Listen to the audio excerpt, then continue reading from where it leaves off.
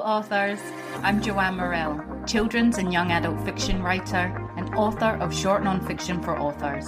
Thanks for joining me for the Hybrid Author podcast, sharing interviews from industry professionals to help you forge a career as a hybrid author, both independently and traditionally publishing your books. You can get the show notes for each episode and sign up for your free author pass over at the Hybrid Author website to discover your writing process, get tips on how to publish productively, and get comfortable promoting your books at www.hybridauthor.com.au. Let's crack on with the episode.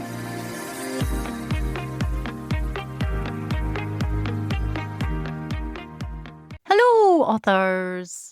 I hope you're all keeping well in whatever part of the world you reside and listen to the podcast in. Today's interview is with Rose Lane on searching for home, writing untold stories with a debut author. And we chat her travel memoir, The Last Tibetan Kingdom, grown out of her travels and nursing work in Nepal, balancing diverse professional and writing experiences, research, voice and cultural sensitivity in the book, being selected for the Australian Writers' Centre Hardcopy Program, Rose's overall writing advice to authors, and much more.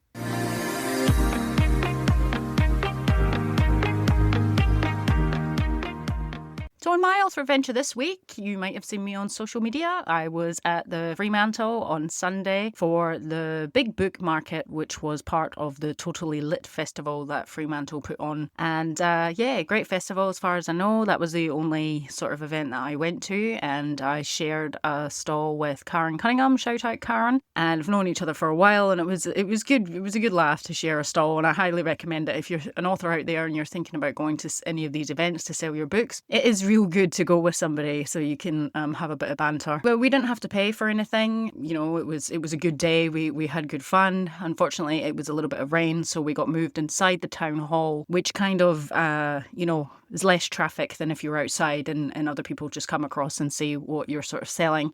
And I obviously had my women's fiction book there and my non-fiction books. And interestingly enough, I didn't sell any women's fiction and I sold all non-fiction. I had these aspiring author packs, which is my author fears and how to overcome them, and freelance writing quick tips for fast success. Short non-fiction that were together in a bundle with a pen I sell, which says Write Now on it, like WRITE.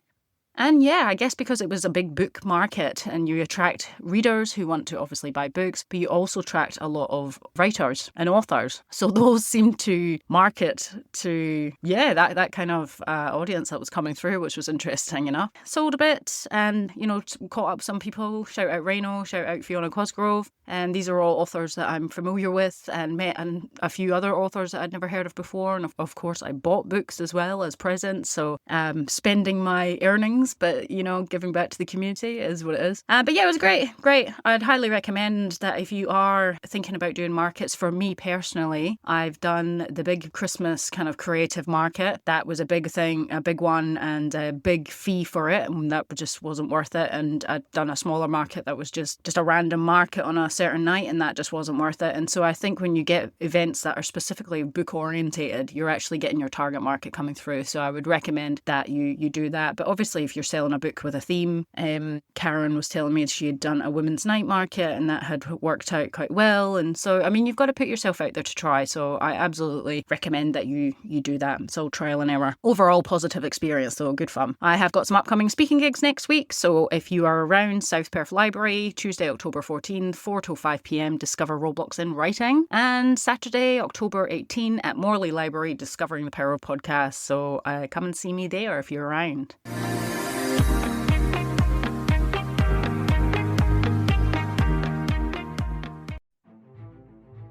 Thorn Creative, where beautiful websites for authors are brought to life.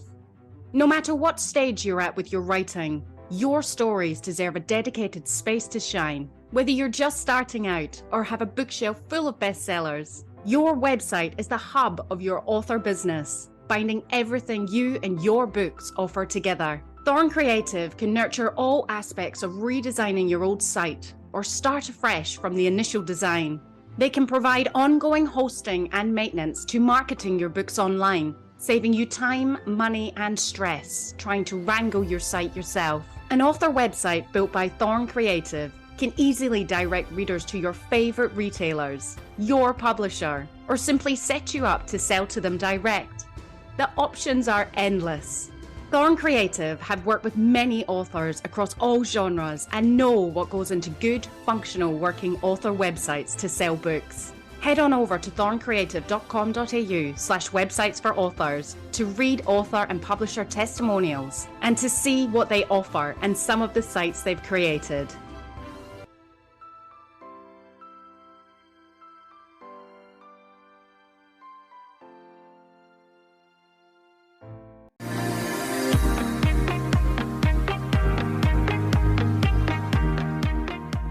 Rose Lane's writing is inspired by the untold stories of people and places. She has travelled to both London and Nepal as a nurse and has written for multiple publications on topics ranging from anti-war activism to music and disability awareness. The Last Tibetan Kingdom is Rose's first book and was selected for the 2017 Hardcopy Manuscript Development Program at the Australian Writers' Centre in Canberra. Welcome to the Hybrid Author Podcast, Rose. Thank you, Joanne. I'm very excited to be here. We're so honoured to have you. Thanks for joining us.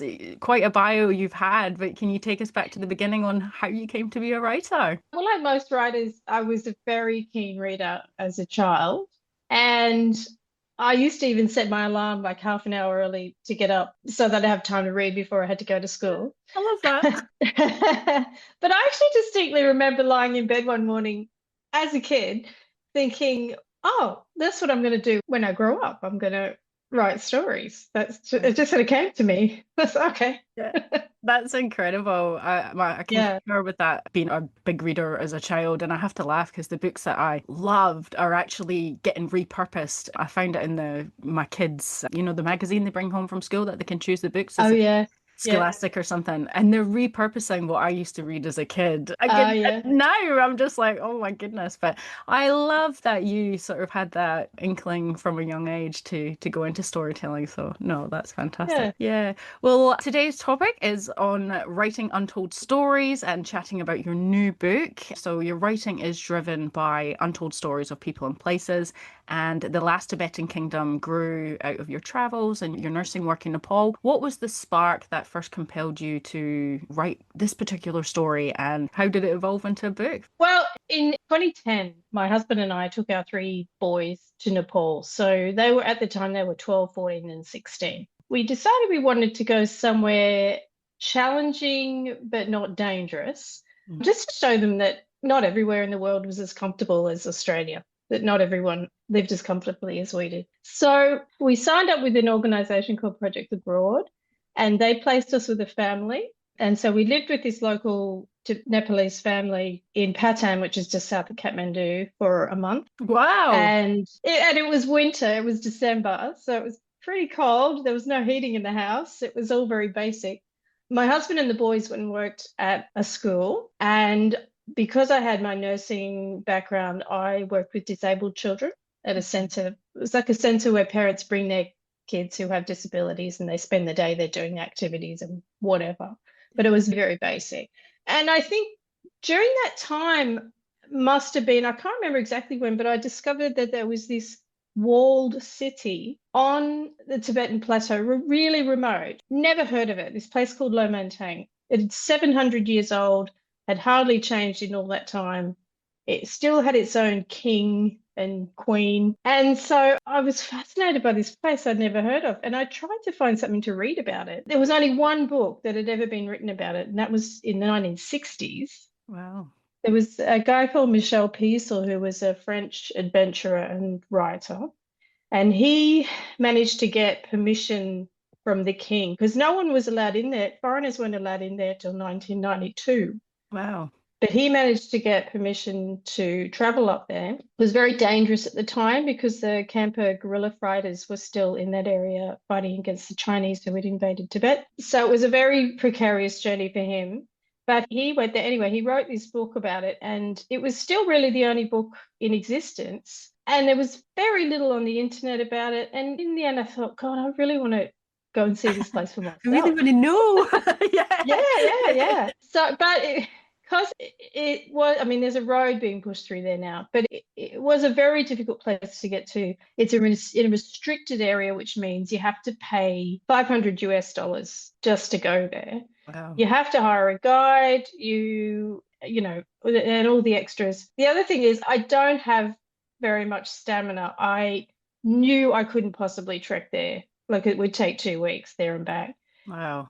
So I just thought, I'm never going to be able to do this. But then my family home was sold in 2013. It was the place I grew up in. And I was just devastated. I mean, I always knew it was going to happen, but it was kind of like it was the only house I'd ever grown up in, and now it was gone. And I was really sort of taken by surprise at how much it upset me. But driving out of that town, my hometown for the last time, I just thought I need something to aim for.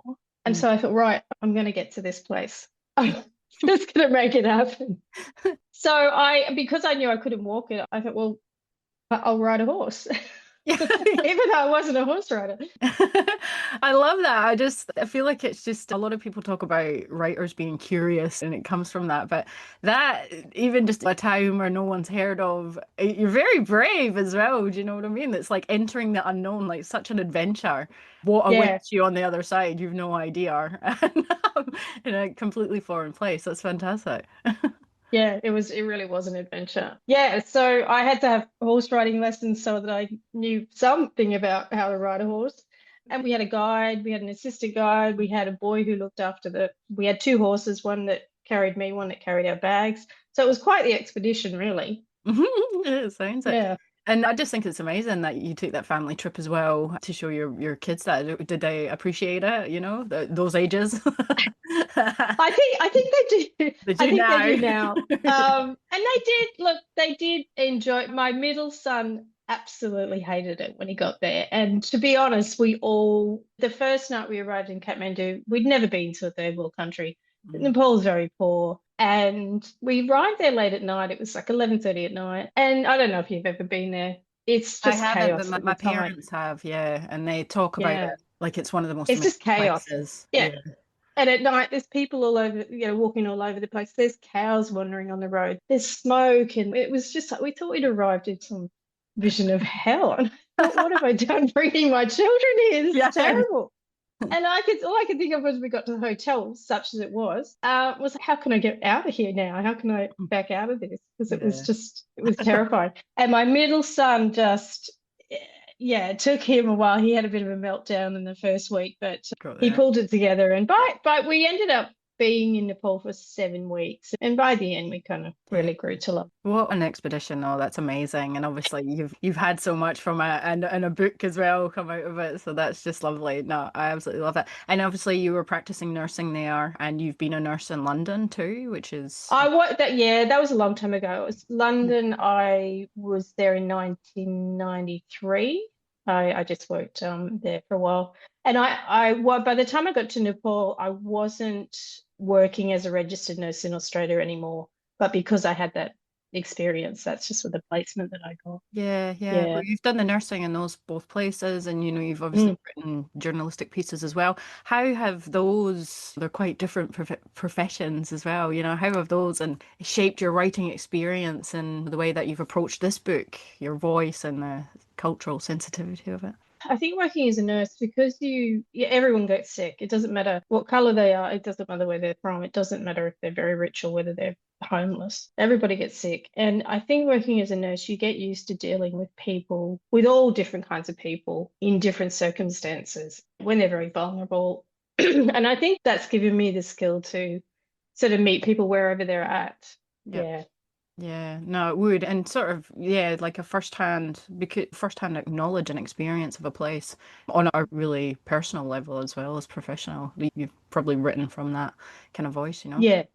And I mean, the nursing well, it wasn't really nursing. It was more just caring for these children. But that was extremely challenging because there was no resources at all. And I'm talking not even pencils and paper. Wow. So everything I had to provide, I took some jigsaw puzzles, I bought crayons, I provided everything. And you just had to sort of come up with stuff to occupy these kids who had things that we wouldn't see in Australia because children obviously have better care here. Yeah. Well, that's where like imagination comes in and creativity, isn't it? Like you have to use what's around you and come up with stuff like, dare I say it, back in the old days. Yeah, before technology or something exactly. like that, when everybody was outside and enjoying life. So Well, I mean, you couldn't even rely on the electricity being on all the time because back yeah, then, Kathmandu's better now. I think it has electricity 24 hours a day. But right. when we were there, they had load shedding, which got worse in winter. And I think we had about maybe 6 hours of electricity a day, and it would just randomly go off because they would shed it. That like Right. the different sectors Yeah, would get their turn of having electricity. right. Sometimes there was a generator, sometimes there wasn't. Yeah, it was, you couldn't rely on anything. Yeah, my goodness. Hey, I bet you appreciate it so much now. Now you've come back. Yes. Well, yeah, the book, The Last Tibetan Kingdom, was this the manuscript that you won, the Australian Writer Centre Well, development on? yeah, it was the hard copy program used to be run in Canberra Australian Writers Centre. Unfortunately, they lost funding, like so many other things, so they don't run it anymore. But they used to run it. One year it'd be non-fiction, one year it'd be fiction. They used to alternate, and I sent my manuscript in, and I was one of the people chosen. And it was probably because the manuscript was originally my master's project, right? So Right. it Fantastic. took it from being a master's project to a book. Mm. And we had Nadine Davidoff, who's a very accomplished editor in Australia. She ran a 3-day workshop for us. And she was really the one who challenged me to talk about why I've written this story. And I said, oh, well, I just wanted to see this place and write about it. And she said, no, no, there must have been more to it than that. Yeah. And I ducked and weaved a bit, but she cornered me and said, "No, no, no. You have had a reason. There must have been more to it." That's when I really thought, well, that's when I decided when I left my hometown, I was really upset. I needed a goal. I needed somewhere to aim for, and that's what just gave me the impetus to like, right, I'm going to do this journey. So Mhm. that's why that became a journey in search of home. Yeah. Yeah. It's kind of like almost it sounds a little bit similar, with the Eat, Pray, Love, that premise where she Yeah. goes off to find, I think it's find herself or what. Find her purpose, find her. Yeah. Yeah. Yeah, I think I just needed, well, I wasn't trying to find myself. It was more, No, and not in your case. It doesn't sound yeah, like no, but there was something you no, needed something. It sounds like to focus on and aspire yeah, from something. yeah, just to get me out of that Yeah, sort of yeah, depression I'd kind of yeah. sunk into, I guess. But I just thought, right, I'm going to get there. I don't know how I'm going to do it, but I'm going to do Yeah. No, I it. love that. I think that's fantastic, and especially because you did it. Yeah, Yeah, we did it. no, that's amazing. Yeah. So how did that opportunity with, the hard copy development program, how did that help the manuscript sort of? Well, as I say, yeah, Nadine sort of challenged me, and subsequent to that, so it also put me in touch with other writers. And Hmm. really, it was probably the best thing I ever did because there was a whole bunch of us. And we came together for a 3-day weekend. And then a couple of months later, we came back and we had all these industry professionals talk to us about publishing and all those, the aspects of writing, I guess. But it's just, I think, always good to get with other writers who are Hmm. having the same experience. Because, I mean, as you would know, writing is a very solitary, lonely gig. And you're just kind of, sitting there talking to a void most of the time. Is this any good? Yeah, Yeah. exactly. Yeah. And people around you who aren't writers, they just they don't understand. I mean, how could they? Yeah. Yeah. So Yeah. that was what was really good. And as a result, I got Nadine to do 2 further edits on the manuscript. And so she kind of shaped it into the book it is now, I guess. But the other thing is that during my master's degree, my supervisor was Patrick Holland, the Australian author, Right. who I really love. I love his writing. And he was really very important in that process as well. Yeah. Fantastic. Well, it sounds like, the writing was all good with the masters and things like that. How's your publishing adventure been? How have you found that? Well, it's really only just starting out Yeah. because the book doesn't come out till October. But yeah, it's a big steep learning curve. But yeah, it's good. Yeah. Oh no, that's fantastic. You've such a unique story. I absolutely love it, Rose. Do you have any general advice you want to draw upon, would to give to other writers, especially in your genre, even about the writing, publishing, or just inspiration, or get out and meet other Um, writers? Yeah, no, definitely try to connect with other writers, especially not necessarily in your genre. The thing about hard copy is we were all writing non-fiction books, so that we had sort of that similar thing. I think fiction's a whole other thing which I don't generally get into. But yeah, connecting with other writers because we all stayed in touch online and we still do. So that's always been a thing. So you've always got to got that support. You've got people to bounce ideas off, all that sort of stuff. People say, "Oh, you must be so brave that you did that trip and everything." Not really. I think you just got to decide to do it Yeah. and back yourself. Yeah, I think it's because it's like you said, it's quite an obscure, mysterious place. That's the Mm, difference. And if there was mm. only one piece of literature about it, you really Yeah, are, that's why it's brave because what is there? What, yeah, yeah. what are you going to be met with, I guess? And that one piece of literature that you did have, did it go into, how does it differ from your book? Did it go into details? Well, I mean, there was nothing to go on it. Mm, There'd been a couple of people who'd been as far as Lomantang, maybe sort of back in the before him, maybe the 40s, because it was an inaccessible area. Both Nepal and Tibet were closed. Nepal wasn't open to anyone until the 1950s. So there was scant information for him mm, that this place existed. And he had to gather people who were game to go up there, given that there were these camper gorillas there. He also didn't know how long it was going to take. He didn't know what he would find. They had, they went by yak caravan to carry all this stuff. So like, he really was met with a medieval place. So this is the 1960s, but the king and queen that they had, the people there, they were aware of the outside world, but he has a map in his book of just like a semicircle, mm, and that's the Kingdom of Low. And then other countries, I think England, America, and I can't remember the other one, are just these floating islands sort of yeah. below it. That's it. That was their vision of the world. That's in the 1960s. Wow, it spins me out. It does, and they've got it's just that area that's got their own king and queen.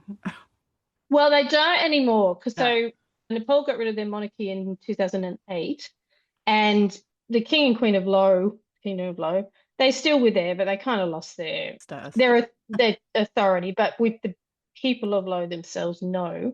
But the king died at the end of 2016, Right. and they have an adopted son. He's actually their nephew, but he's not going to become king because I think it's moved on from that. And Yeah. there's a paved road. There's a road already being pushed through to the border with Tibet down, and that'll go down to India. It's eventually going to be paved. They're looking at getting rid of the restricted fee. Yeah. So a It's lot kind more of people are going to be opening up, going. it sounds like, yeah. Yeah, it's going to Like, be opened up and developed, which I guess is great for the people who live there because they had no access to healthcare or anything like that. mm, But it means that that place will, it's gonna lose it's lost its its mystery, yeah, basically. yeah, Yeah, yeah, that's yeah, it, yeah. yeah. Well, So I'm glad I saw it when I did. Yeah. yeah, yeah, definitely. One of the first people probably.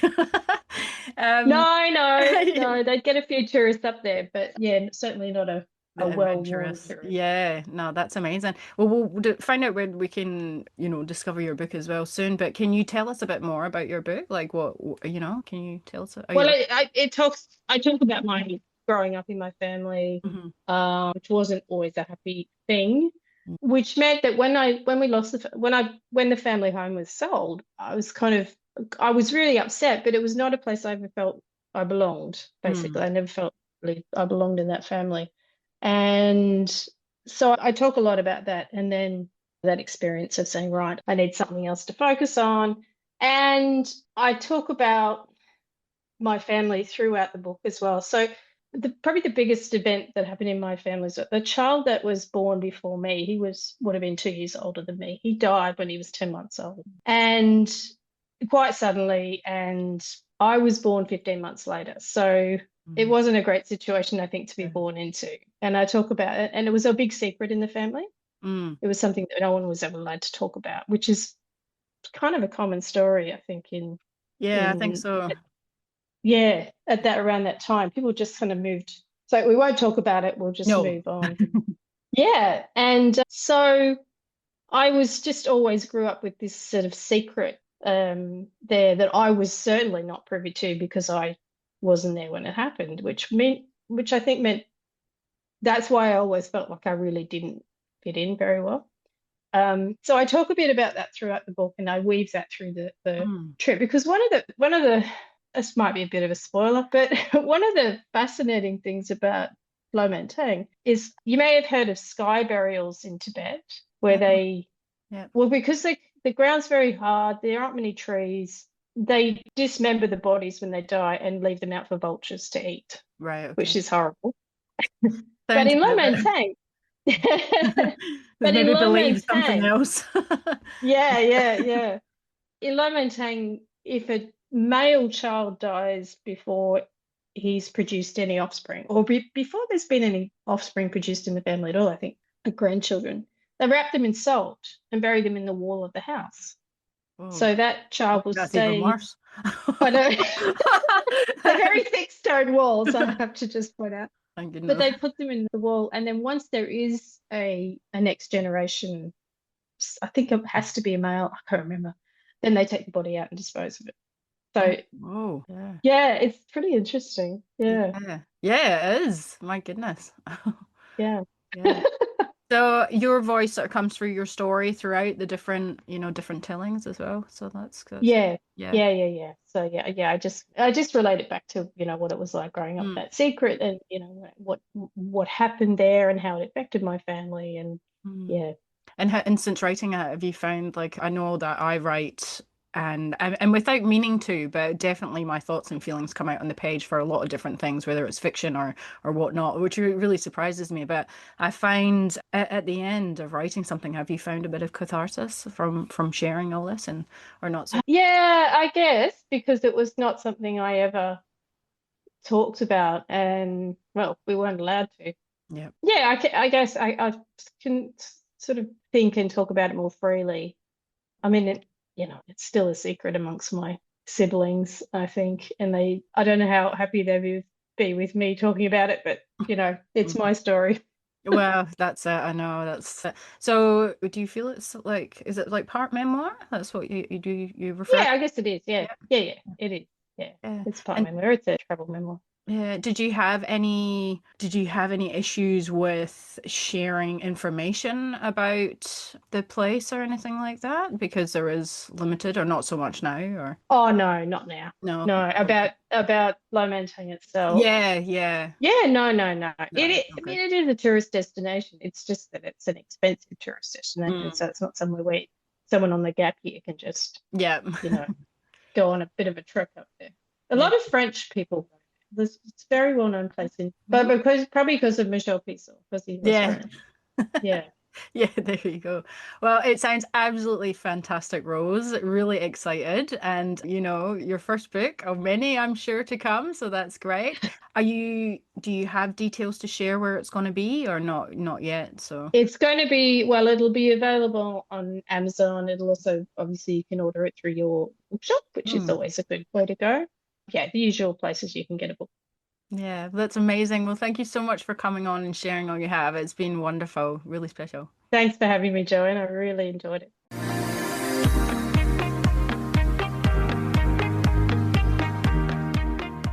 So there you have it, folks, the exceptional storytelling from Rose Lane, whose work is out now and you can go see for yourself. Don't you just want to go out and have an epic adventure like Rose? I know I do. Next time on the Hybrid Author Podcast, we have Kindness Begins Within, Annie Kwan on writing The Finch Who Lost Her Wing. Annie Kwan is a lawyer who runs a construction company with her husband. She's passionate about teaching kids and volunteers at her daughter's primary ethics program. Annie believes that being kind to others can only start when one is kind to themselves first. The Finch Who Lost Her Wing is her first children's book. She's working on more children's books and also a novel. Annie lives in Sydney with her girls, husband and 2 cats, and that's coming up next on The Hybrid Author. I wish you well in your author adventure this week. That's it from me. Bye for now. That's the end for now, authors. I hope you're further forward in your author adventure after listening, and I hope you'll listen next time. Remember to head on over to the Hybrid Author website at www.hybridauthor.com.au to get your free author pass. It's bye for now.